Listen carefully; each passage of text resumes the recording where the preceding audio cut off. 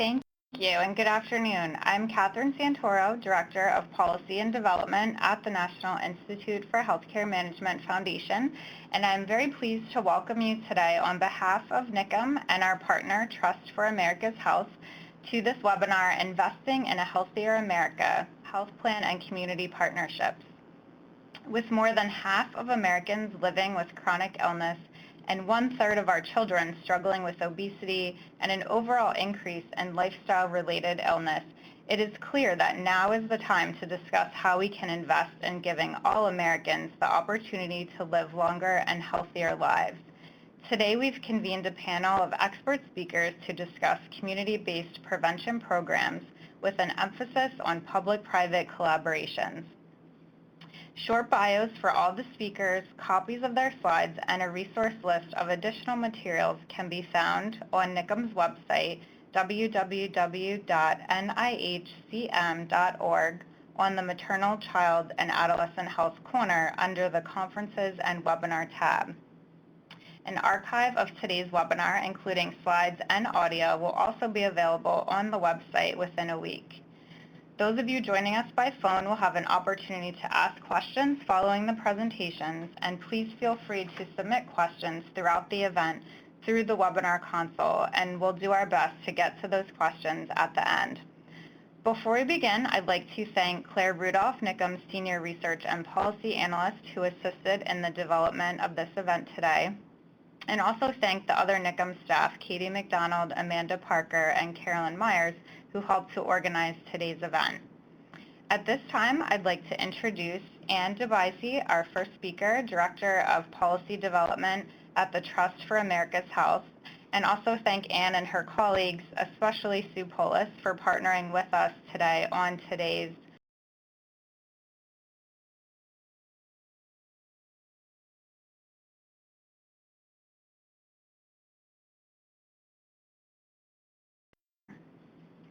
and we'll be discussing why focusing our collective efforts and dollars on prevention is critical to improving our nation's health and reducing healthcare spending. She'll also be sharing strategies and examples of how public-private partnerships are already having an impact on the health of the nation. Ann? Thank you, Catherine. It's a pleasure to be here today.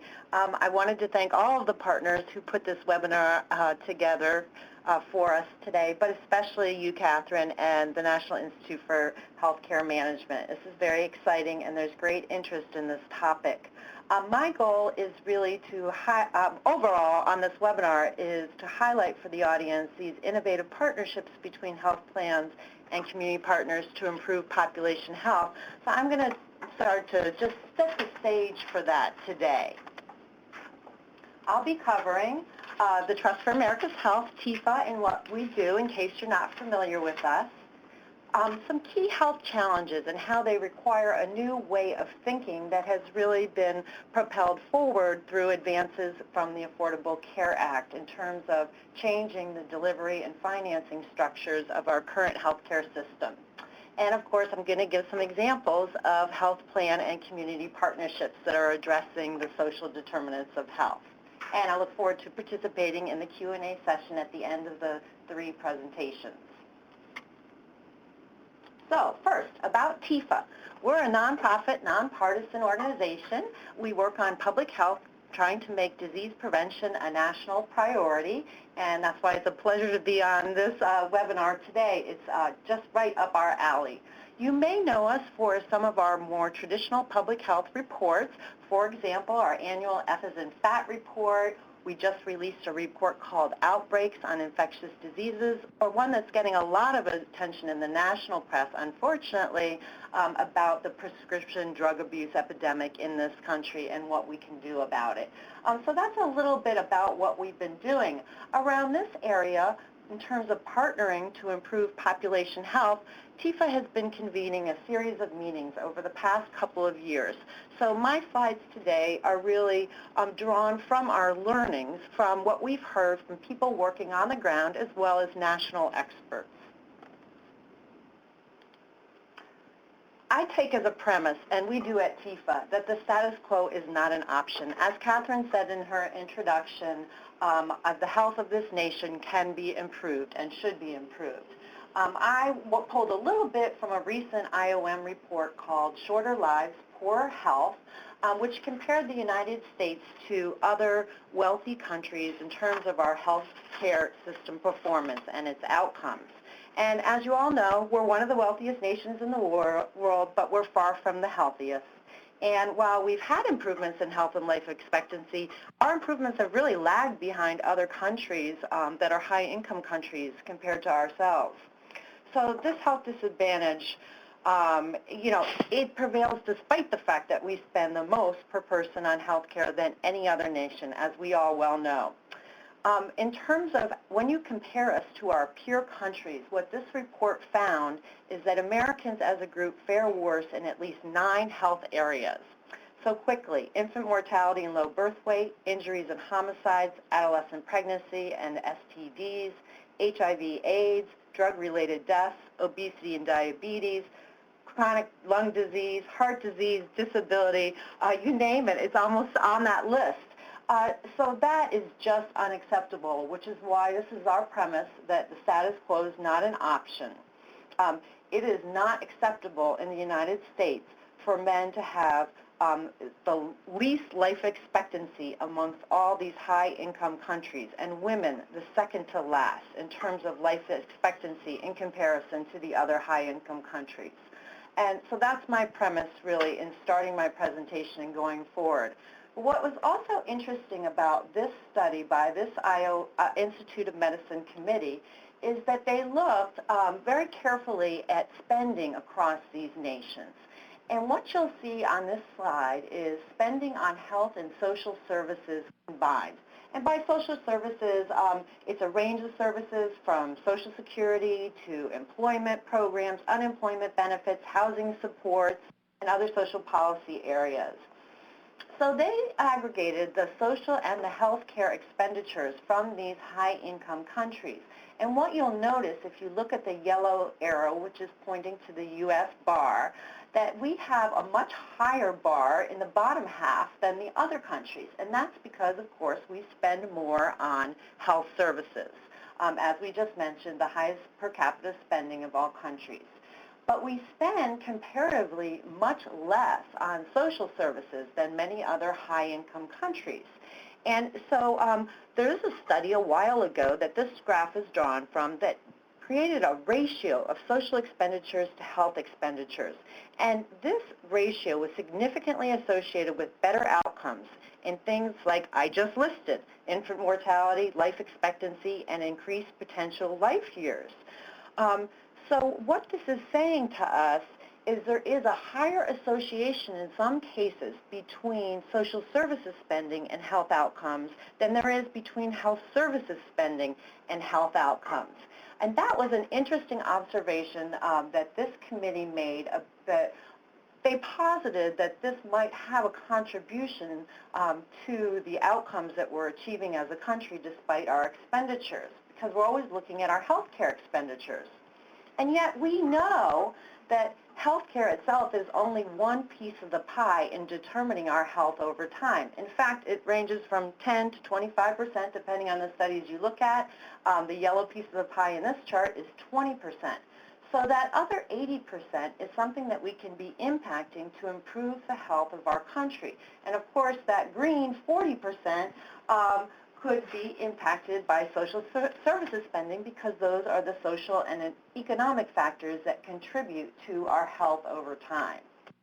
So that's why it's important to keep our eye on not only how we're spending our health care dollars, but also how we're spending our social service dollars. So you're probably wondering, what does this have to do with partnering with health plans and communities? Well, let me draw it all together for you. Tifa issued a report, Healthier America 2013, which held a series of recommendations on how we could move from a sick care system to a health care system within 4 years' time. And broadly, those recommendations fell into these 3 categories. And you'll see that the first 2 categories start with partnerships. The report called for partnerships across the health and non-health sectors to improve health and reduce health disparities, as well as partnerships within the health sector to increase the focus on population health as we have this opportunity at a chaotic time of a reforming system. And finally, calls for a look at how we can restructure our federal public health programs to reflect these new partnerships and the new roles post the Affordable Care Act. Things will need to be done differently in public health, just as they're done differently within the healthcare system. Along with, or not long after our report, really around the same time, a little bit earlier, in fact, the federal government released the National Prevention Strategy. And this strategy, and which will come up, I believe, in a minute. There you go. There, it's coming together. What this strategy did was set 4 strategic directions to have a prevention-oriented society. And so you can see what those are. There's the 4 pillars within there, including clinical and community preventive services, a lot of which will be focused on today, joined by healthy and safe community environments, empowered people, and elimination of health disparities. So those were the 4 main strategic directions.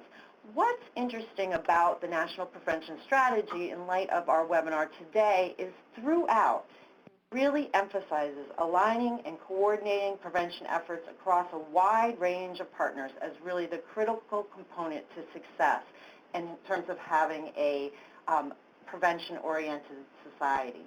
So the question now becomes, how are health plans partnering? Before I get to that, I just want to talk briefly about some resources, because in this world where the resources seem to be dwindling around us, I know that's always of concern. So the federal government issued a National Prevention Strategy. It was backed by significant resources, at least in terms of public health, knowing what our traditional spending on public health and prevention, which has been less than 3% of our healthcare dollar. Through the Affordable Care Act, it was created a Prevention and Public Health Fund, dedicating the federal resources that are really needed to back up that strategic plan in the National Prevention Strategy. And this is a mandatory fund. It has been allocated since FY 2010. And I think the thing to really note, rather than going through each of these specific programs, is that almost every single one of these programs requires partnerships to receive funding. So again, the strategy is being borne out in the federal funding streams that are being dedicated to support prevention.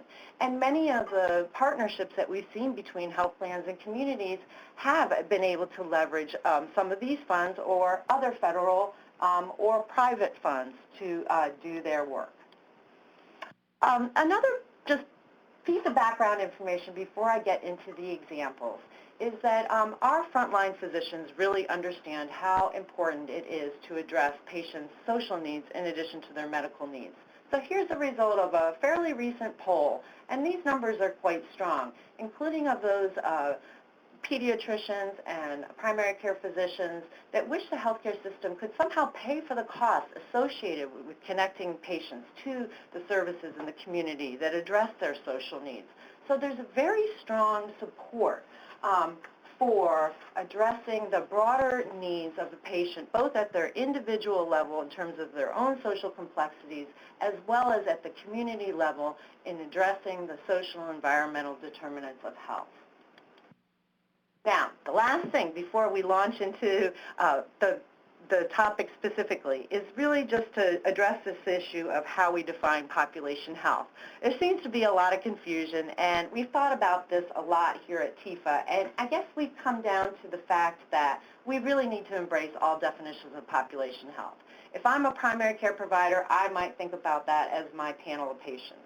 If I'm a health plan, I might think about it as my covered population. And if I'm a public health director, I would think about my population as an entire geographic area. But regardless of that, really doesn't matter what your definition is and who you include in your denominator in terms of the population. You're going to need to partner to improve the health of that population, whatever it is, because alone we can't address those broader factors as we just discussed. So on to the partnering. We've been studying, like I said, and convening experts and local innovators, and we've thought about some common principles of successful partnerships, and of course there's a huge literature base on this, so I just offer this as our learnings from all of you working on the ground. Clearly having a common goal, looking across the systems that exist in the community to see what assets can be leveraged or what programs might need to be built to fill gaps. That's really important in a partnership because then everybody knows their services aren't going to be replaced, dismantled, or duplicated. It's really important to know that the community is going to work together to identify and address the gaps and then restructure or realign existing programs and funding mechanisms as needed to improve the health of the community in terms of whatever goal that has been set as a group. And of course, there's an opportunity to share financially in doing that work as well, if there's savings produced in the healthcare or any other system. And importantly, these partnerships are often an opportunity to get access to data in a comprehensive way so we can really measure the results of our partnerships. And finally, through these partnerships, often when there's established what's increasingly being called an integrator, some entity that is pulling people to the table and getting them behind the common goal and working together. That can be a real factor in success. So this was our recommendation, to partner with public and private healthcare payers. I wanted to address briefly the clinical prevention side because, as we know, there has been an expansion in terms of the coverage of preventive services. I think our main audience today is very well aware that could be giving the webinar on that. So I want to move really to the community prevention side and talk about some recent changes on the public payer side to support these efforts. A lot of the work that we are seeing happening in community prevention that health plans are getting engaged in is of the nature that could eventually be reimbursed through the healthcare system. And in fact, that is happening in the Medicaid program. So for example, recently there was a rule change in the Essential Health Benefits rule that allowed Medicaid to reimburse for preventive services delivered by a non-licensed provider, provided that it was recommended by the Medicaid provider who is licensed. So the licensed doctor recommends that a non-licensed provider give a preventive service to the patient. What do I mean by that? I mean maybe an asthma educator is educating a family whose child has been diagnosed with asthma, or a community health worker is connecting a patient to a food program in the community. Those are some examples. This does require the state to submit a state plan amendment. No state has done so to my knowledge. However, this is a new opportunity and shows the federal government's willingness to support prevention within the healthcare system. Likewise, there have been 1115 waivers and other authorities at the Center for Medicaid and Medicare Services that has allowed payment for either non-traditional services, non-traditional settings, or non-traditional providers, as I just mentioned. One example I wanted to mention is in Texas. In their 1115 waiver, there is a set-aside of 10% of the annual $25 billion Medicaid budget that's used to improve population health. And half of that, or 5%, is actually set aside for local public health. So that's just an example of how states, local programs, and the federal government are starting to use what flexibility exists for them to actually pay for more prevention, including community prevention services within our federal programs. A couple other examples. I mentioned the Prevention Public Health Fund earlier. That is, of course, the biggest pot of money that funds the prevention. But in addition, there are some other pots of money that are increasingly incorporating population health, notably the second round of the Healthcare Innovation Awards at the Center for Medicare and Medicaid Innovation at CMS, and the state innovation models that call for population health across all payers in the state. In addition, there's a request for information on the Pioneer ACOs that has a lot of questions about how ACOs could promote population health, including the health of an entire geographic population. And that's open for input to the federal government right now. Finally, there's investments from other sectors to address the social determinants. So we're seeing across the federal government in various agencies, from housing to education, investment in social determinants that are helping to improve health in our communities and adding to these opportunities for partnership at the local level. Now, last, before I get to the partnerships, just some things that we've noticed and others have raised about how health plans really add value to partnership. Health plans have skills that the rest of us in the community don't, for sure. And in addition to obviously data and the opportunity to measure any return on investment that might be achieved through prevention that actually reduces healthcare utilization and thus costs, there's a whole bunch of skill sets that are really important to population health work, including the ability to predict risk, hotspot geographically, target programs, evaluate programs, all types of actuarial analysis, different types of screening reminders and prevention systems and chronic disease management systems, care management systems, and then systems that connect patients to services in the community, as I mentioned earlier.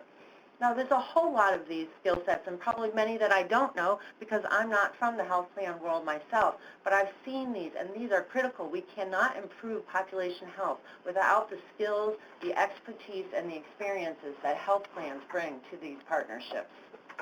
And what will we get if we do this? Well, a few years ago, in fact, back in 2008, Tifa did a report that showed if we invested $10 per person annually in proven community-based prevention efforts, we would save $16 billion annually for a return of more than 5 to 1. So it's worth it, to suffice it to say.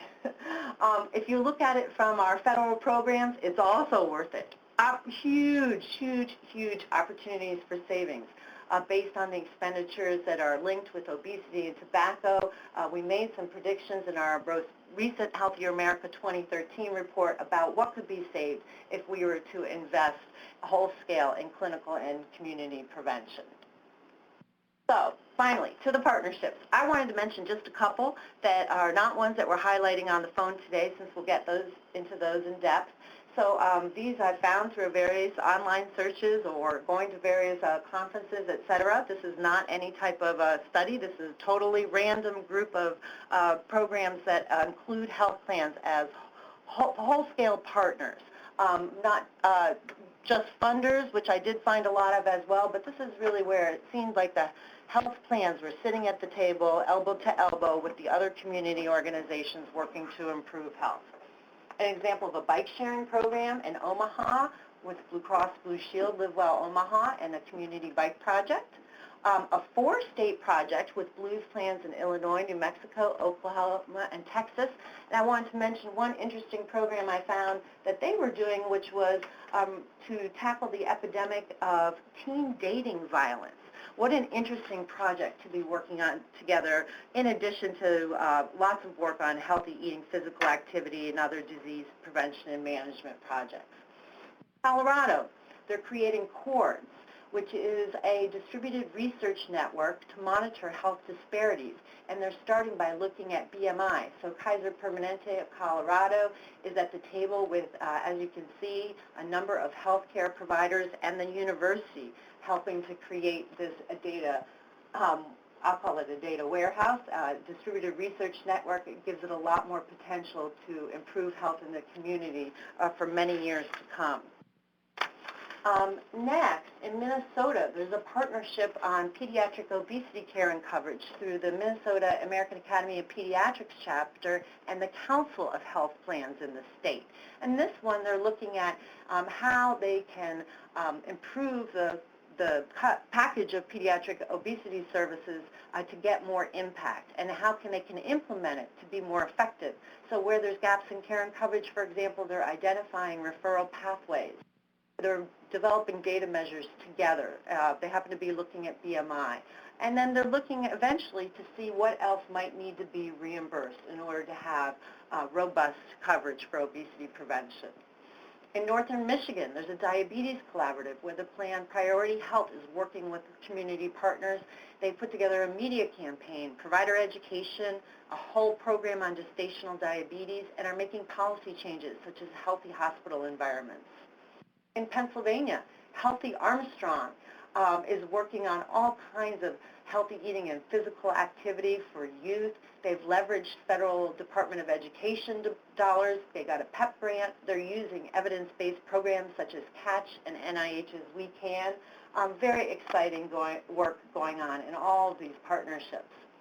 So my question, and now you've got the presenters to hear from, what are you doing to improve population health? I think the biggest stumbling block that we have in terms of spreading and scaling this work is that we don't know that it's happening. And so that's why I'm so excited to listen to this webinar today and hear all the discussion at the end. And I hope if you do have an example of what's happening in your community, that you are communicating that to NIHCM or to Tifa so that we can highlight your examples in addition to the excellent examples that are going to follow right now. Thank you. Great. Thanks so much, Anne, for that excellent overview of why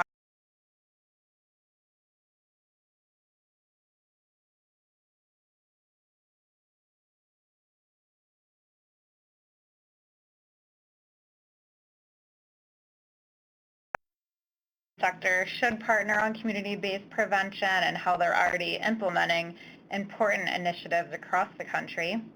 As Anne mentioned, we're excited to now highlight 2 examples of partnerships from Iowa and North Carolina. First, we will be hearing about the Blue Zones Project for a Healthier Iowa and an update on their quest to become the healthiest state in the nation.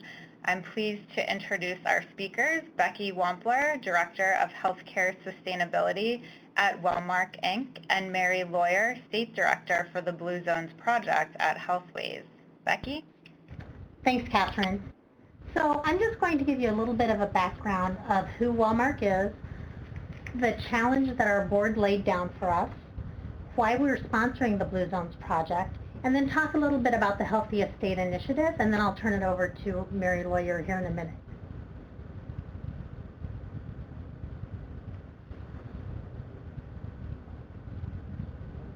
So first of all, Wellmark, we're a mutual insurance company. We're owned by our policyholders, and we're the Blue Cross Blue Shield plan in Iowa and South Dakota. We return about 87 cents out of every dollar paid to us. We return that back in benefits paid. So at the time the ACA was passed, we were the only insurer in our market who already met the MLR requirements for insurance plans. And at the same time, when you have that high amount that you pay back in benefits, you obviously then have very low administrative costs. So we're in the bottom quartile of blue plans as far as administrative costs, and those are 2 things that we take a lot of pride in, because at the end of the day, this really is our customers' money, and we try to use it very judiciously. So in 2008, our board said to us, Wellmark, you got to get to a point where trend or the amount of increases for insurance are no greater than the Consumer Price Index. So that's the challenge that was given to us and something that we've been working on for several years. So why are we sponsoring the Blue Zones Project? Well, it's really quite simple.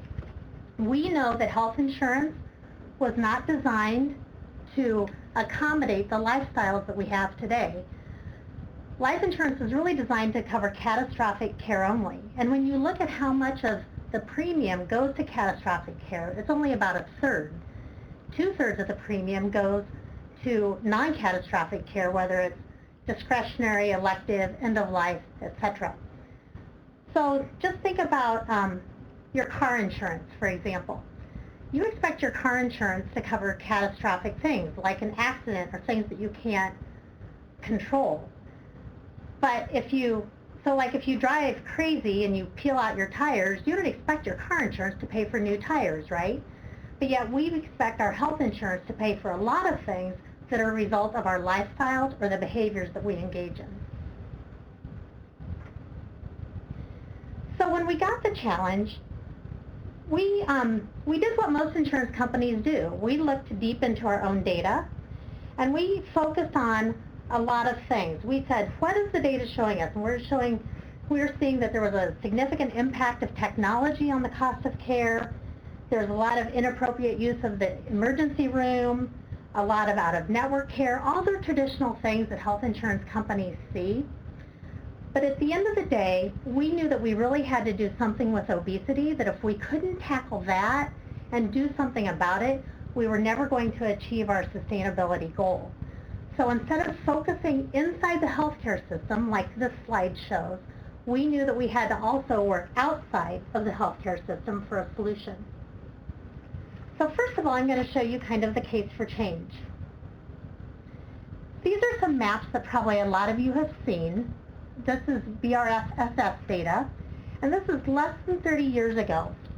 And I want you to watch how this epidemic of obesity has spread across the United States. I want you to watch a state, pay attention to the color as it changes, also pay attention to the legend at the bottom, and you will see how obesity has really progressed across the United States in the last 30 years.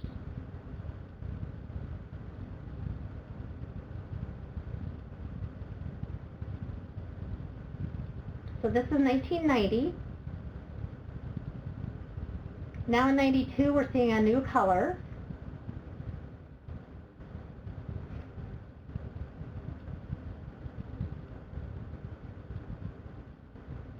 The year 2000, and we're over 20% in many states, over 25% in some.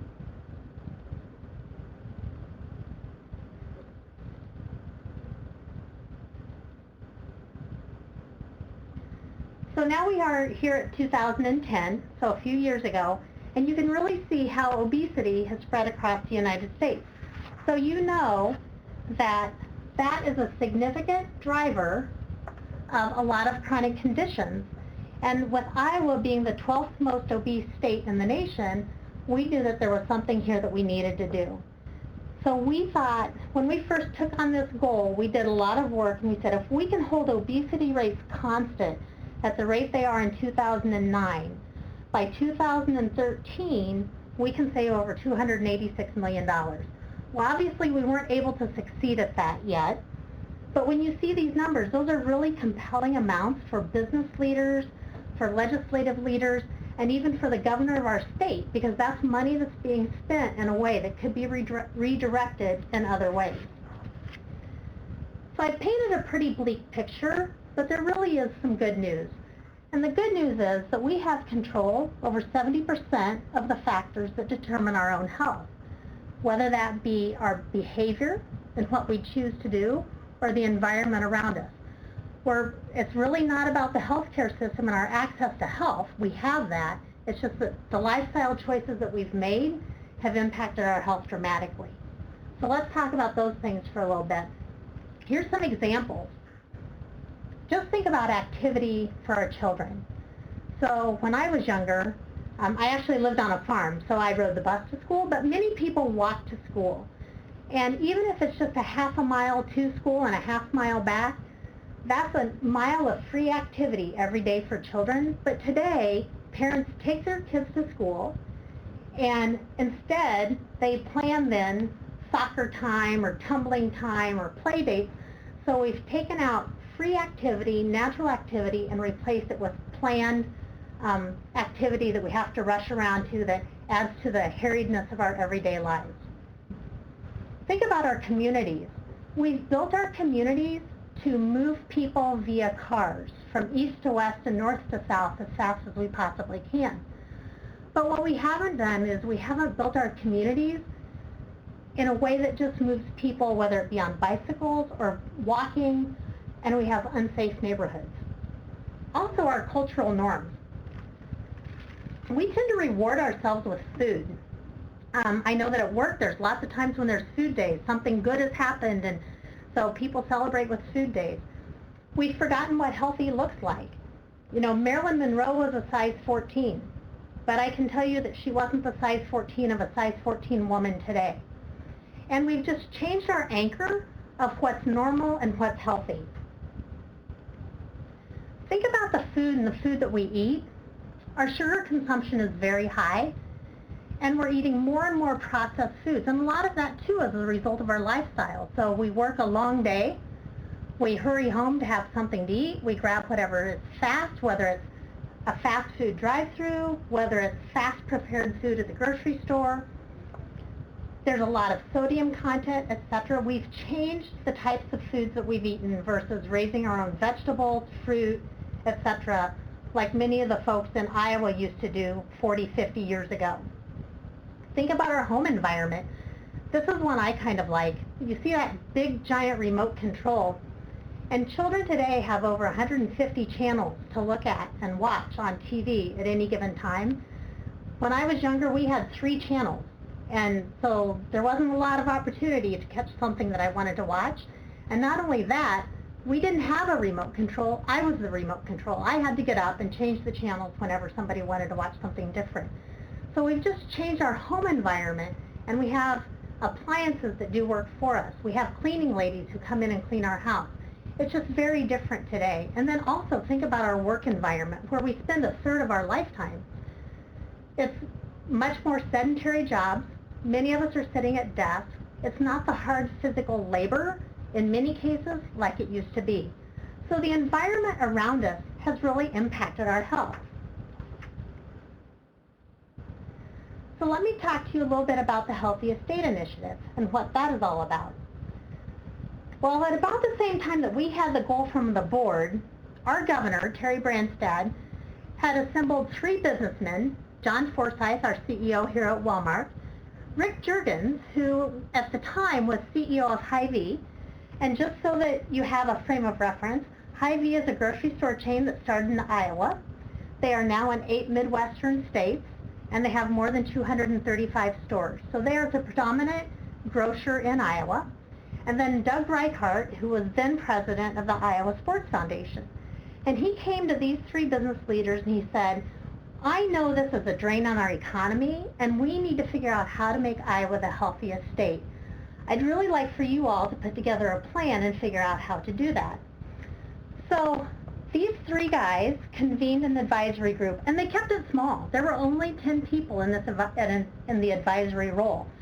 It represented the College of Public Health here in Iowa, the Department of Public Health in Iowa, the Business Council, so large employers in Iowa, and they all came together. That's just an example, but they all came together and were similar-minded in saying, yes, this is something that we can do, and we have an idea of how we can go about doing it. So the first thing they did was they had to agree to what did it mean to be the healthiest state. So what was our benchmark for that? And they agreed to the World Health Organization's definition of health, which was that it's really not merely the absence of disease, but it's complete physical, emotional, and social well-being. So they looked for this holistic approach for a measurement to find out, to determine how we were doing in our efforts. And in 2012, this is where Iowa stood with the WellBeing Index. So the WellBeing Index is a Gallup HealthWays measure that's in place, and it's up until the first part of this year, it has 6 domains, and I've listed the 6 domains here for you on the slide, so you can see it covers physical, emotional, it covers basic access to health services. It's a lot of different things. And in 2011, Iowa was ranked 16th out of the 50 states on the WellBeing Index. And 2012, we had moved to 9th. We are expecting the 2013 numbers probably in the next month or so. So we're kind of eagerly awaiting to see if we've impacted those numbers in this past year.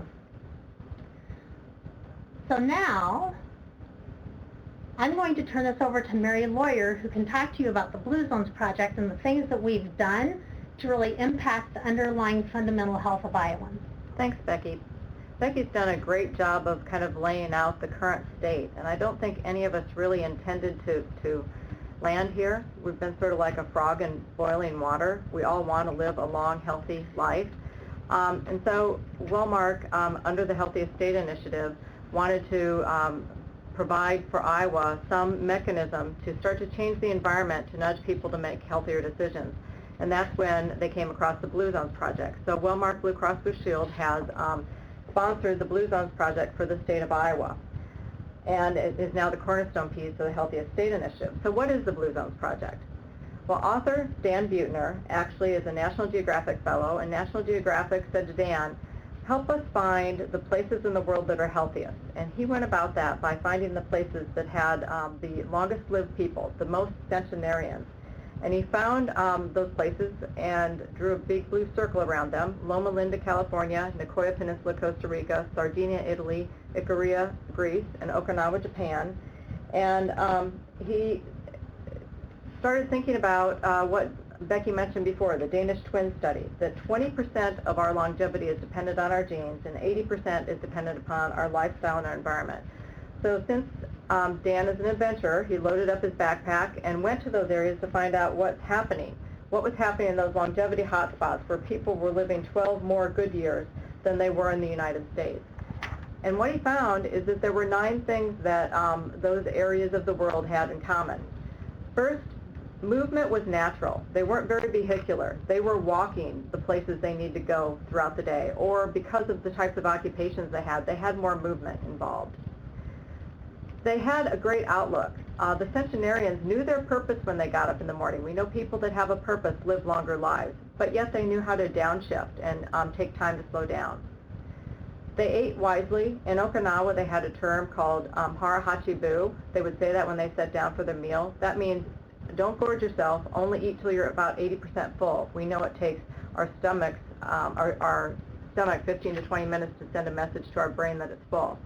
They tended to eat more vegetables and less meat and processed foods. They still had meat in their diet, but it was more of a celebratory item. And they tended to drink a glass of red wine each day, of course, for people that have a healthy relationship with alcohol, but they got those antioxidants in. They also had healthy social networks. Once again, in Okinawa, parents with their kids at a very young age put them in something called a moai, a group of 5 or 7 individuals, young children at that time, that developed a strong social network together, and they oftentimes would spend the rest of their lives getting together almost daily. In fact, he met people that were over 100 that were still in this same social network supporting each other. So they had people that supported them in a social network. They typically had some religion they identified with that they took part in at least a couple times a month, and almost always prioritized family. They had family close by. So Dan found these 9 things in common, and he started thinking about our environment here in the United States. We know here that we all go on diets, but then what happens? Within 7 months, only about 10% of us are still on diets. We go to health clubs, but there's a lot of recidivism there. Even if there's a magic pill, supplements, within 6 months, 1/3 of the people quit taking supplements, and within 2 years, 2/3 of the people quit taking supplements. So even if there was a magic pill, we want to take it. So looking at the environment, we know that Americans spend 80% of their lives within 20 miles of their home. So Dan started thinking about these principles and the fact that maybe there's not a silver bullet. Maybe there's silver buckshot. Maybe there's a way we can change these environments to make permanent environmental change, to make the healthy choice the easy choice. So he started thinking about the life radius. He started thinking about how policy impacts our life radius. Do we have a vibrant community center, or do we encourage sprawl? Can you smoke anywhere, or is smoking denormalized? Start thinking about the built environment. The Robert Wood Johnson Foundation says if you have clean parks and bike lanes and sidewalks, that can increase the activity level of your city by up to 30%. What about our social networks? Do we have places to worship, and do we have a sense of purpose? Do we have social networks like moais to participate in? Building designs also are very important. Think about the buildings in the United States, and think about the elevator where it's all nice and we pump music in there and it's carpeted, versus the stairwell, which is usually the grungy place to hang out. It's not prompting us to want to go take the stairs versus the elevator. So building designs play a big part in our environment too. And then just individuals and the actions that they take. And as he started thinking about how to change environments, he found the partnership with my company, Healthways, and developed a Blue Zones community certification process. So it looked at many different organizations across the community where people actually live and work and eat and play, and looked at the citizens in the community and said if we could get to the tipping point of these organizations and citizens taking action towards their well-being, we could maybe start to reverse this trend that we've been seeing. So a Blue Zones community certification process was established, and in each of these areas there's a menu to choose from. You don't have to do everything, but it's a menu of items that you can select from to help your well-being.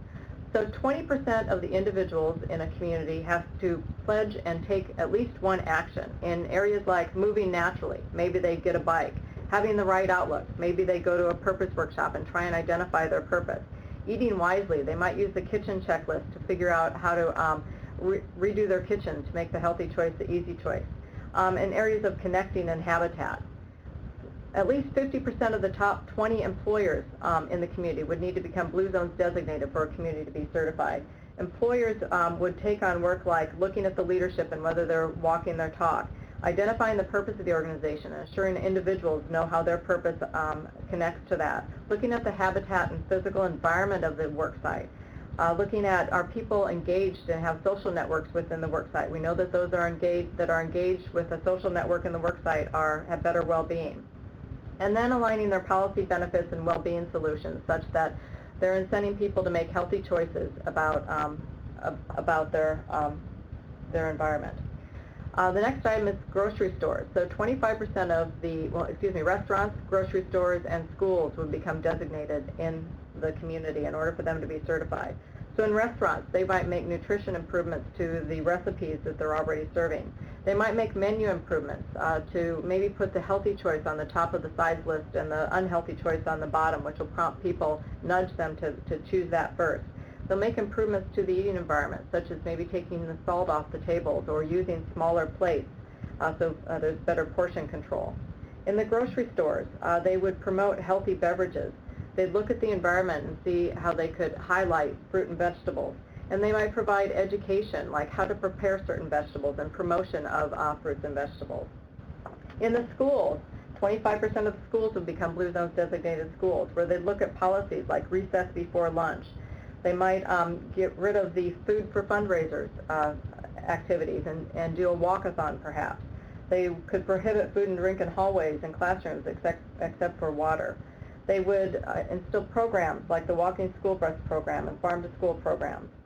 And then they would implement a community policy bundle that would look at complete streets policy, tobacco policy, active living and healthy eating policies, and then look at built environment changes that would encourage walkability and bikeability.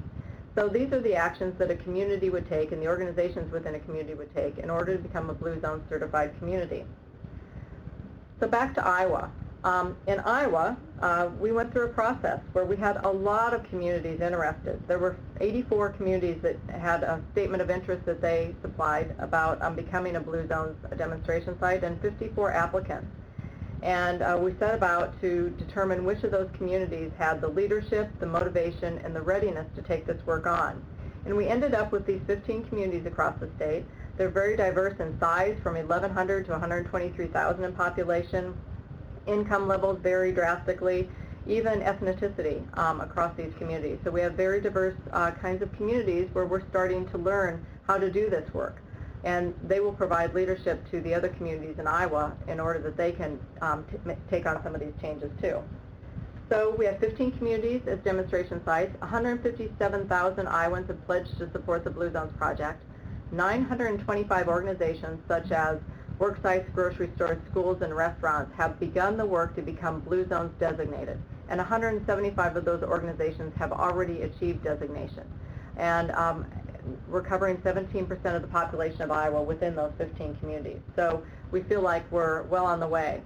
As Becky mentioned, Iowa's gone from 16th in 2011 to 9th in 2012 in terms of the Gallup Healthways WellBeing Index. And as she also mentioned, as part of the Healthiest State Initiative, our goal is to become first in the nation. We had great success with the work environment from 2011 to 2012. People were feeling better about their communities as a place to live, and getting more fruits and vegetables, luckily. And we think as this work takes hold, we'll have even better success in those rankings, and hopefully put Iowa on the map as the next Blue Zones area in the world. Thank you. Thanks so much, Becky and Mary, and thanks for sharing your incredible effort and how you've already had an impact across so many environments, from school to work to the community.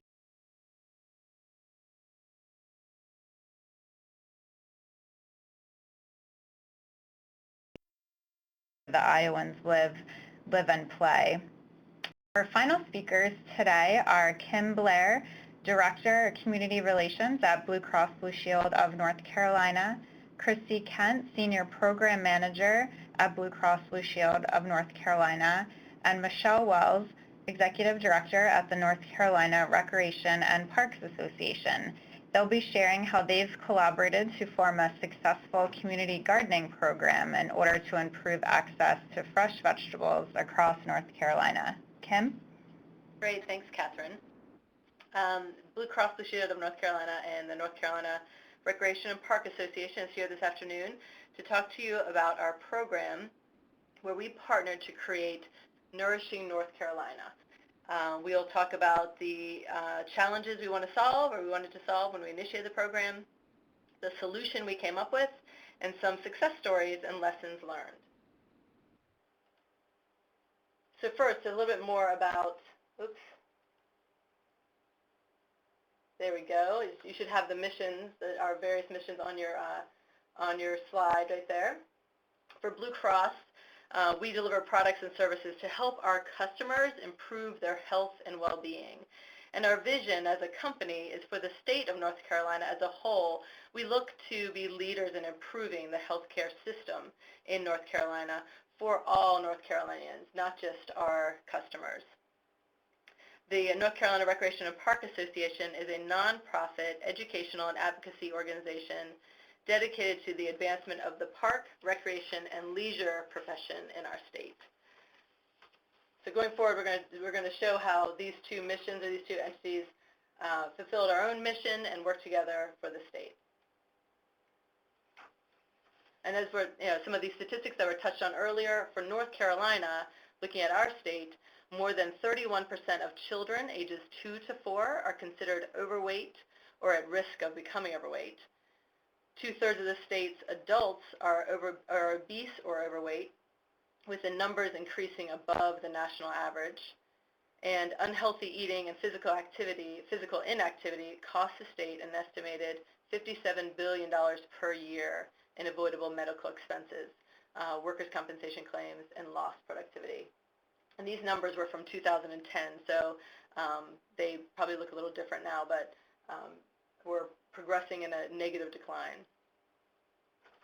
So the challenge that we wanted to solve is to increase access to healthy food in our communities. Because the research shows that communities that have access to fresh fruits and vegetables are likely to eat them. They will eat them if they can access them. And as a result, they are healthier for it, have lower rates of obesity, diabetes, and other diet-related diseases. Many people have limited access to fresh produce in their community, and as well may not have the transportation to get somewhere where there is access. Unfortunately, at times, it's much easier and cheaper to access high-fat, high-calorie food from either fast food restaurants or convenience stores. So now I'm going to turn over to Christy to continue the discussion. Thanks, Kim.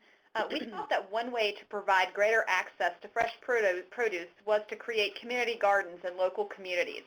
In this instance, we're defining community gardens as plots of land of any shape or size that the community residents maintain. These gardens provide a myriad of benefits, including greater access to local fresh produce, opportunities for community development, venues for physical activity, and protected green space. These benefits really are what led us to creating Nourishing North Carolina, an initiative with the goal of creating or enhancing at least one community garden in all 100 counties in North Carolina. Our main goal for the project was simply to increase access to healthy food to help reverse unhealthy trends. We're very fortunate to partner with North Carolina Recreation and Park Association, or NCRPA, as you'll hear them referred to going forward. Their expertise and connections will help ensure that North Carolinians in every county have access to sustain a local source of healthy food. Now I'm going to hand the presentation over to Michelle Wells from NCRPA to tell you a little bit more about how we created partnerships that ensured Nourishing North Carolina's success. Thank you, Christy. I think one of the beauties of this program was created in the design portion of the application process for the grant. We somewhat forced collaboration on a local level that we encouraged our local health departments, cooperative extension, and park and recreation agencies to come together to develop their plan locally for the community garden. In many cases, these organizations may not have gotten out of their silos and talked to each other, but we kind of forced them to cross barriers, and it allowed us to bring the expertise and knowledge of each one of these partners to the table so that the project was stronger in a local community. Prior to this, there had been very little communication and no alignment of goals as far as serving the community from these various sources, so helping them to connect as to get the priorities for this project accomplished. Other things that we did, we brought together through the expertise and their resources, the master gardeners through our cooperative extension program. The health departments brought together to the table the nutrition component needed, and through NCRPA and our local park and recreation agencies, they brought together the volunteers, the land for the gardens in many cases, water, and other things that were needed. And through our corporate partnership with Blue Cross, they were able to assist with media relations, graphic design, access to data to help support the project. And so ultimately, with all of us working together, it has been a great asset and value to the communities within our state.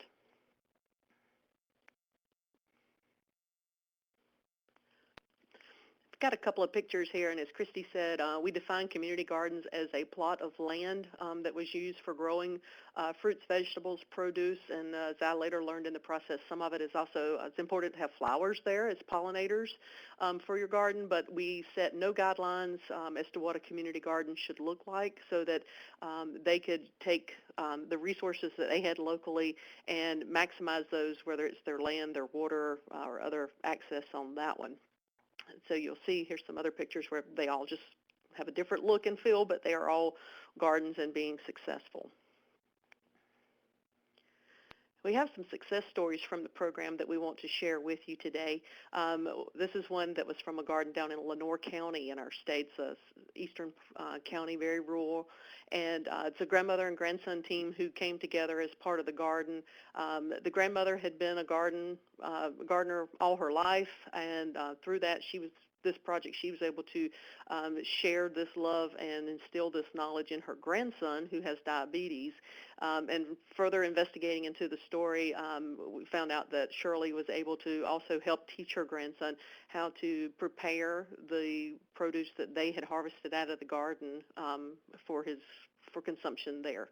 So that was really great, the sharing of that information between multi-generations. This was one where they used a preschool group, and they used the term that it was like an Easter egg hunt. So they had the children come out and help them harvest the potatoes. So they pulled the plants up out of the ground, and there were the potatoes. And then they took the kids out and said, okay, now dig around in the dirt. And so the kids were amazed to find that all the potatoes were not just necessarily on the vines, but they were also in the ground. And so they've taken them home and let them enjoy the produce with their families.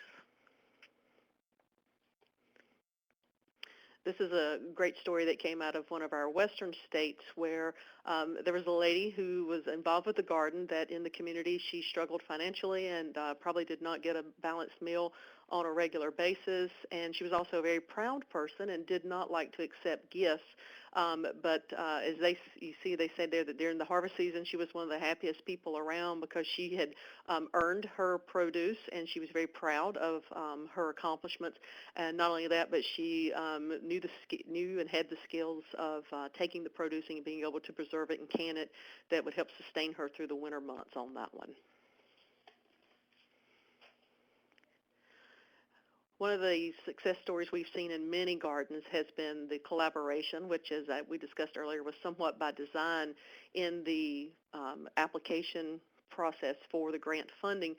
We wanted them to work together because we knew that perhaps this could be the one project that could sustain community collaboration towards healthy communities, so that when groups were coming together, that they thought about all the potential partners in a community to bring together to the table to talk about health and wellness, and so they're best able to share their resources and their talents and their expertise to do the most good for the most people there locally.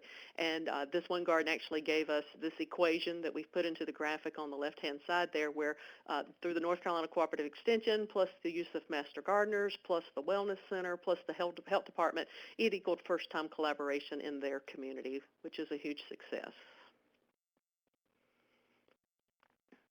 Who Stole Our Veggies is another one of my favorite success stories there, where the volunteers had been, this was a garden that they were primarily raising to give to less fortunate people in their community, and so the volunteers and gardeners had been watching the produce, knew that the time was getting close to harvest, checking it every few days, went back on the day that was going to be the prime harvest day to find out that all the produce had been taken.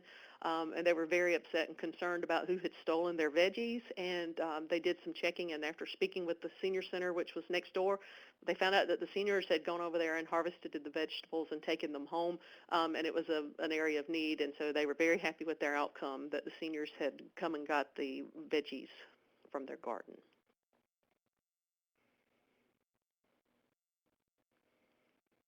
So we're at Blue Cross and Blue Shield of North Carolina. We're really proud of these success stories and view the entire Nourishing North Carolina program as an extension of Blue Cross's longstanding commitment to the health and well-being of all North Carolinians.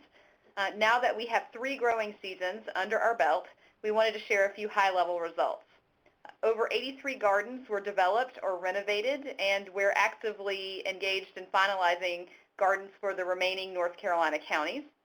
Nearly 157,000 pounds of fresh fruit and vegetable have been harvested. Over 4,500 people have consumed at least 2 servings of fresh produce per day from the gardens. Over 85,000 pounds of food grown in the gardens has been donated to food banks and homeless shelters. The gardens have provided over 65,000 hours of physical activity through garden maintenance. We've had great success thus far, but we also want to think about how we can make these gardens sustainable in the long term. To that end, we've invited the North Carolina Community Garden Partners to join our team. They're now a 501c3 organization and will serve as a resource for tips and ongoing education for the community gardens. They'll also track locations of community gardens, so if you're looking for one in the North Carolina area, you can check out their site and find one near you. They've also hosted a conference to provide resources for the many garden leaders involved in Nourishing North Carolina. I'm actually now going to turn the presentation back over to Michelle to share some of the other great outcomes for this project. Thank you, Christy.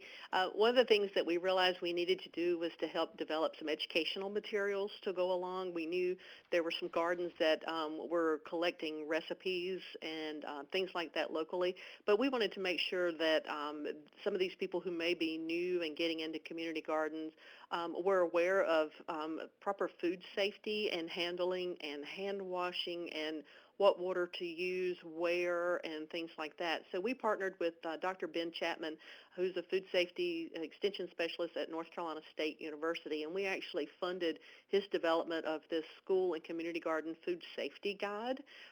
He went through, spent a summer, he and an intern did some research, put some things in there that are really good tips for folks who are wanting to have a community garden. So the last thing we wanted from this project was all of a sudden there to be some type of outbreak of sickness where people had consumed food from the garden that had made everyone sick. So safety from that standpoint was important, and if you're interested in seeing that guide, it is available at the URL that is on the lower right hand of the screen there. Through this process, there were some lessons learned. You know, when you start out and you're going to put a garden in 100 counties and you're dealing with 100 different community collaborations, you never know what you're going to face. But I think one of the hardest things we had was to get gardens, community gardens going in what I will consider our very rural communities, because in those cases, so many families already have a home garden and did not see a need to have a community garden. But when we started talking with them and they realized that there were people in their community that did not have gardens or have access, we started reaching out to community groups, civic organizations, and they took on creating a community garden as a service project to be a source of food to the underserved in their community. I'll also just give you a tip. When you go to a meeting, you never know what's going to come of it. When initially I went to a meeting with Blue Cross about community gardens, it was to assist and help them connect with the local park and recreation department so that their summer interns could do a community garden at a local park near their corporate office. So by the time I left that meeting an hour or so later, the project had morphed from one community garden to 100 community gardens all throughout our state. So you never know when that next partnership is going to come your way.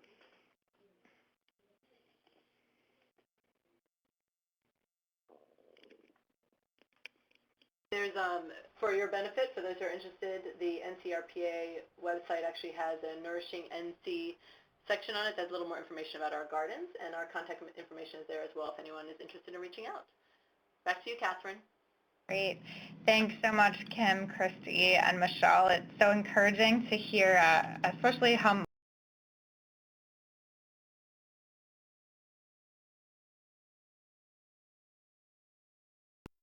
the more vulnerable populations in North Carolina, as well as the broader population, have benefited from this unique collaboration. So we've heard a lot today and heard some barriers and advice about, many ways that health plans, government, community leaders, volunteers, and others are partnering to build a healthier America. We'd like to continue today's discussion by opening it up for questions and comments from our audience. I'll now ask our operator, Tracy, to explain how you can ask a question if you're joining us by phone, and you can also submit questions electronically. Tracy? Thank you, Ms. Santoro. If you would like to ask a question, please signal by pressing the star key followed by the digit 1 on your telephone keypad. If you are using a speakerphone, please make sure your mute function is turned off to allow your signal to reach our equipment. If you have signaled for a question prior to hearing these instructions on today's call, please repeat the process now by pressing star 1 again to ensure our equipment has captured your signal. We'll pause for just a moment to allow everyone an opportunity to signal for questions. And our first question comes from Janet Williams. Please go ahead. Hi, yes, thank you. I'm always so inspired on these types of webinars. The speakers, the programs you're doing are wonderful. Of course, I always get discouraged because it's not happening in my community, so then I have to figure out how to mobilize myself. But my real question is, because this is primarily from health systems, how have you involved your clinicians, and your physicians? I'm with the American Medical Association. We're partnering now with the YMCA on prediabetes. But I'm just wondering, I haven't heard the physician voice in any of the presentations today, and I'm just wondering how you connected with them, since they're treating people with disease or helping to prevent disease. So I assume there's some type of connection. Thank you. Janet, this is Mary Lawyer with the Blue Zones Project, and our provider networks have been very involved in the leadership within the community. So in each community, we have a Power 9 group, which is the overall leadership team that develops the blueprint for how the community is going to implement their work. And then we have a leadership team that actually works with committees in each of our sectors and across many of our activities to actually do the work. And the providers have integrated themselves very heavily into the leadership for the community. And then, of course, encourage patients to take part in the activities that they're leading. In addition, they are working on becoming Blue Zones work sites, and so for their colleagues that they're working with, they're becoming Blue Zones work sites, taking the pledges and actions and receiving the points to become a Blue Zones work site. How did you recruit them? Because you said they were part of the leadership team, but I'm just wondering, how did you go about recruiting these positions? In Iowa, we actually had a pretty hefty community selection process. In order for us to select a community to be a demonstration site. They had to show the leadership, motivation, and readiness to do this work, and that meant building a community coalition. And so in a lot of cases, that sort of competition to be selected brought all these parties to the table. One of the things we looked at is how well-rounded the group was that they brought to the table in order to select a community. I don't know, Becky, if you have other thoughts on that. Nope, I think that pretty much sums it up.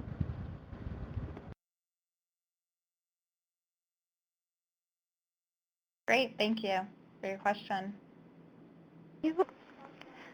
Ladies and gentlemen, as a reminder, if you would like to ask a question, please press star 1 on your touch-tone phone.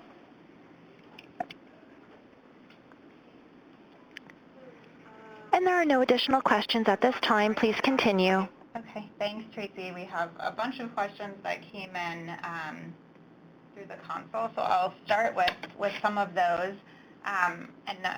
Michelle, you had a great anecdote about how your partnership developed with Blue Cross Blue Shield of North Carolina.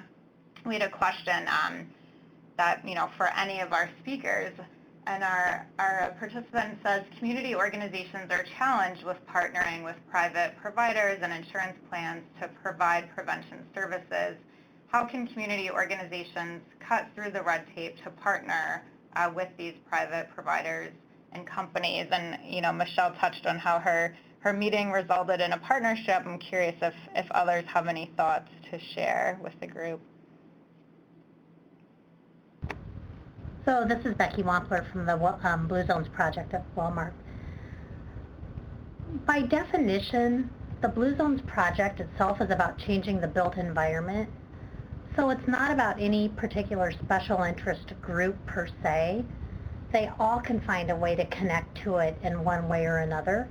So really our approach is all-inclusive of everybody who lives in the community. So that's why I think it's been so easy to get such a broad reach across Iowa.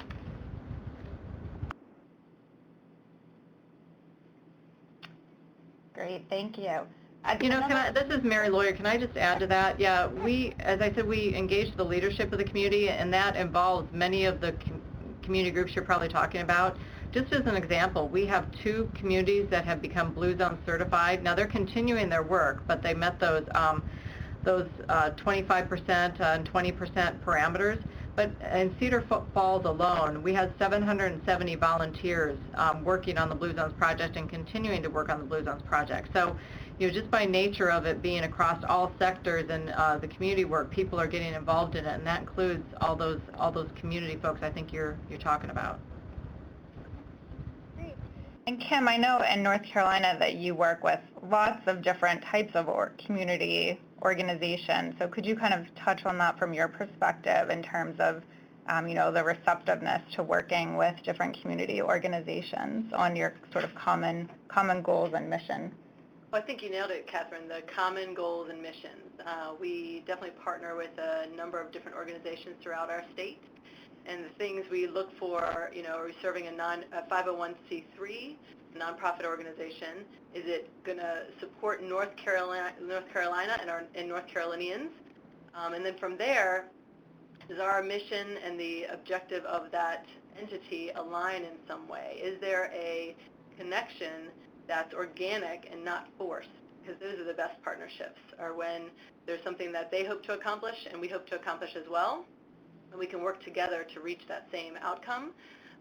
Too many times, organizations will come to us and try and create something that looks as though it would be something Blue Cross would be interested in, but if it's not something that they are maybe good at, or it's not really serving their population the way they have in the past, then it's somewhat of a forced initiative, and in the long run, it's not going to be successful. So when we have aligned vision and of what we hope to accomplish, and we can leverage, as Michelle highlighted, our skills and interests and resources along with that entity's skills and subject matter expertise and resources to create a program that's a natural fit, that's when it's a true win and an obvious thing that we should invest in. Great, thanks so much, Kim. I'll continue on with the web questions, and Tracy, just pipe in if any more come in over the phone. We had another question about partnership, and when you meet as partners, is a citizen member especially included from the targeted population? For example, someone living in a food desert, someone who's obese, inactive, and how they're invited to meetings to have their voice and perspectives heard. Mary and Becky, you touched on the importance of the kind of community coalitions, and maybe you could start off by talking a little bit about that. Well, as Becky mentioned, it's all inclusive. We, are here to provide service to the whole community. So, individuals, we in the design of the blueprint, there's input sessions for everybody in the community. They're well publicized. Once we get into activities, it's open to whether it be a purpose workshop or a walking Y or cooking demonstrations. They're open to everyone across all socioeconomic, age, any sort of ethnicity. It's just, our project's just open to all. Yeah, I'll admit that when we first started this project, there were special interest groups that reached out to us all over the place. And it was hard for them to understand that this isn't about any one particular special interest. And it wasn't even just for Walmart customers. It was for any Iowan. And we've made tools available for every Iowan. And the project spans, like Mary said, ethnicity, income, age, you name it, it's all there because it's about the built environment, and we all live in the same environment. Any Iowan can go take pledges and actions, and it's anything from getting a bike to using the checklist to Blue Zone Your Kitchen, which might mean taking the unhealthy snack and putting it in the back of the pantry and replacing it with the healthy one up front so it's the one staring you in the face. It's not hard stuff. It's just a vehicle to get people to take those actions to nudge them to healthier decisions. Great, thank you. We had a few questions about evaluation, and each of you touched on different ways that you're showing results. I'll start with a question for North Carolina. You mentioned some of the fruit and vegetable servings and the pounds of food, and the question is how do we measure results of prevention initiatives such as this to really sell it to the next public or private partner? And you've talked about some of the ways you're evaluating. Could you expand on that and kind of talk about how receptive people have been to the results in terms of the sustainability of the program? Michelle, do you want to talk about the survey that's used? Yes, I will. We have an evaluation tool, and so when we set up this process, there was some initial funding, realizing that some of our gardens may be reporting with us for 3 years, some of them maybe only 1 year, so we have an additional financial incentive for them to submit their reports back to us, realizing also that these gardens are all run by volunteers, that no one that I'm aware of has a paid garden manager who is working in their garden. So it's really the community coming together. So it's usually a couple of dedicated volunteers who are tracking. And so we asked them to track what we thought we could get, which would be the poundage, the number of volunteer hours, how much were they sharing with food pantries or shelters, et cetera, on that, realizing that a lot of it is self-reporting, and so we have not carried it further to say, is there weight loss? Is there other changed behaviors that create a healthy community? So we're having to go on the fact that they are in the garden, that the gardens are thriving, people are consuming the food, that hopefully we're seeing some change, but we don't have a mechanism to necessarily measure that from our standpoint with what we've asked folks to commit back to us. So from the Blue Zones project, I think there's been a variety of measures, and early on they were really process measures. How are we doing on working through this project and the milestones we've laid out? We're now starting to see some outcome measures as far as what's happening in the communities. So some of those are economic indicators. Some of those are Hy-Vee grocery stores telling us how much more water they're selling versus sugar-sweetened beverages. how much more fresh produce they're selling, expanding the amount of area available for fresh produce, etc. And then there's just a whole host of community testimonials coming in as well. People who, I had a 67-year-old man send me an email who said, Becky, can you imagine I never ate an apple before in my life, and I'm now eating an apple instead of chocolate stars. So you might be making an impact in the ways that you don't even really expect. But of course, then we're also using the WellBeing Index that we do annually. And then the long-term play, of course, is healthcare costs. But there's so many other things that kind of go into that. So we have a variety of measures. I don't think there's any one thing that we're hanging our hat on. But I would say that we're seeing progress. That's great. We had another specific question on the blue zones, and such it is, such an expansive program, and it's going across the state. If you have any plans for any external evaluation, and this participant was particularly interested if they wanted to kind of bring some results to someone in their state, if there was, thought there might be any data available in the future, either from a university or some kind of external evaluation of the project.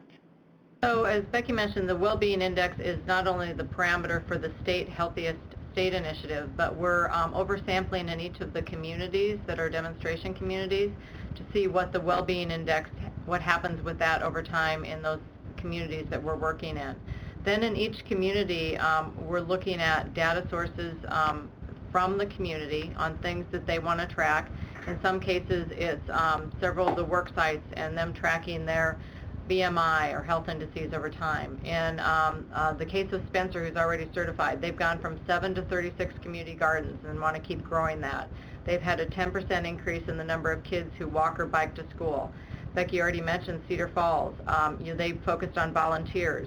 Currently, they have 770 just in the Blue Zones project. They want to continue to grow their volunteer base. Hy-Vee's been a wonderful partner in terms of being willing to track how much the usage of, or how much the sales of fruits and vegetables might have increased in the grocery stores. So in each community, in addition to the WellBeing Index, we're choosing other pieces of data that we'll be tracking over time. Great, thank you.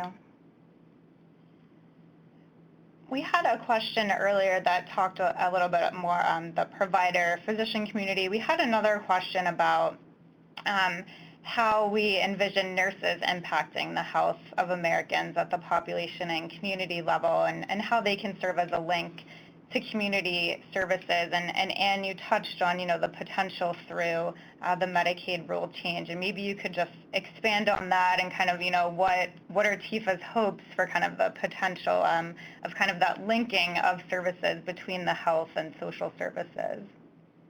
Happy to. I think it's a great question. Everybody has a role in these efforts, which I think these examples have really demonstrated, and it's very exciting. Nursing in particular, as a profession, that has always looked at the patient as a whole.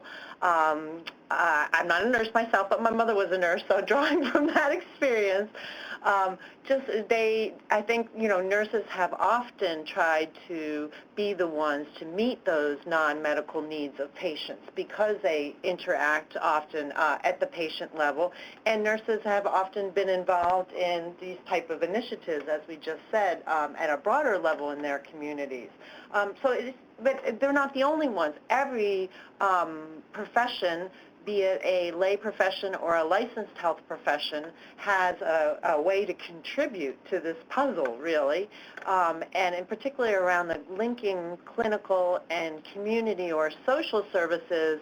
Nurses certainly and social workers have played the roles of case managers for many, many years, connecting patients with whatever they need, be it housing, food, or some of the things that are listed in the Blue Zones project, social network, religious support, et cetera, et cetera.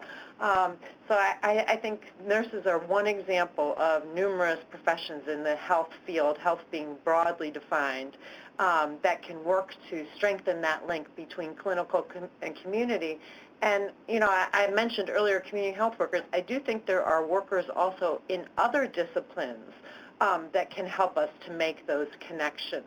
So as the world of community development looks to improve their outcomes by the programs they do that are similar to healthcare, we might look at how we can leverage workforce innovations that have occurred in other sectors that are seeking to impact these same social, environmental, and built environment determinants that have been pointed out. So that's a great question about nursing's role, and it really makes us think about who can do some of these tasks that then won't be a burden of the licensed provider who really needs to be operating at the top of their license in order for us to have a really efficient healthcare model.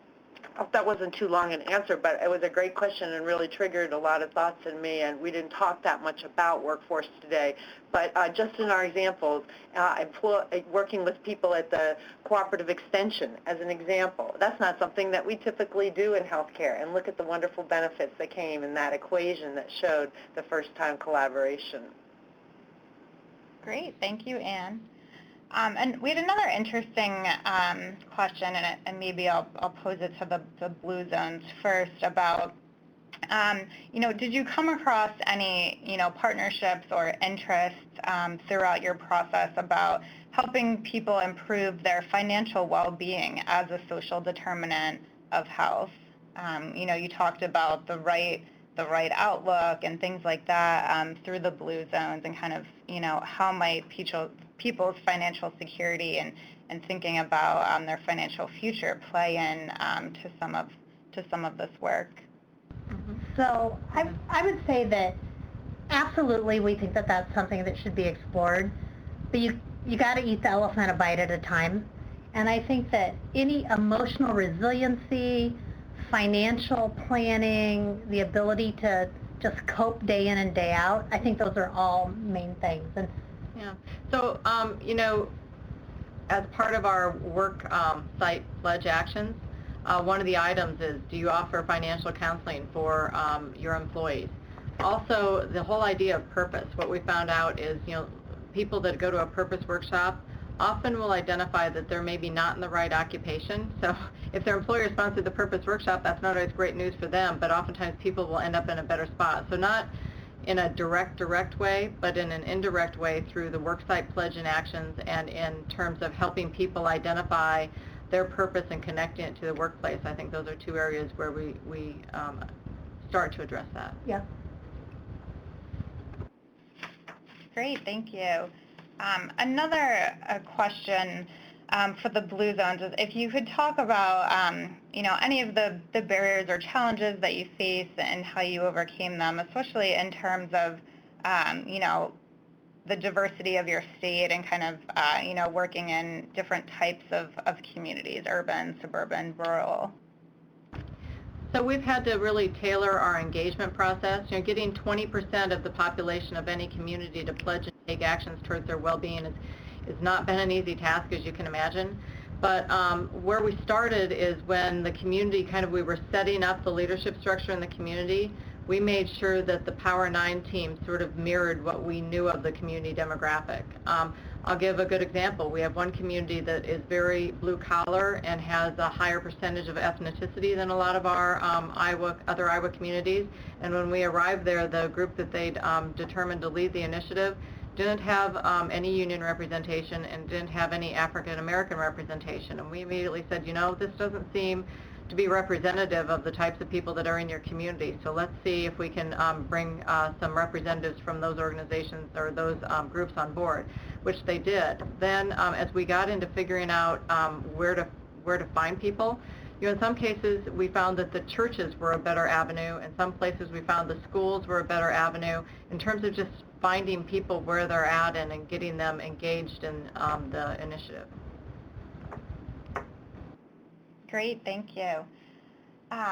Another question we had had to do with obtaining some advice on how community organizations listening on the call today could reach out to health plans or their foundations to form a partnership. Obviously the Wellmark with the Blue Zones, that was a more kind of an official program, and Michelle touched on how the North Carolina partnership develops, but I think there's some confusion about, who to approach, and do you go to someone, in the plan that works in community relations, or, your foundations as well have opportunities to engage in communities through specific grant application processes. So could you just give some advice to our audience today? This is Kim Blair from the North Carolina Plan. These initiatives come out of the corporate side of community relations, and sometimes it's called corporate social responsibility. I know Becky has a really cool title, I forget what it is, but that type of area. As well, Blue Cross of North Carolina has an independent foundation, so the Blue Cross and Blue Shield of North Carolina Foundation. And they are much more grant-based and a little bit more of a narrow focus, and so they have a grant cycle, and I would recommend for whatever state you're in to look at the local insurers and their foundations and see if they're get on their newsletters, because they'll announce when that grant cycle and grant application process begins. So that's a little tip for you. I hope that helps. Yeah, I would agree. From the Wellmark perspective, reaching in through the foundation is a great way to contact us, because just like she said, we have grant programs, and those are all well communicated. The Blue Zones project actually was not done as part of our foundation.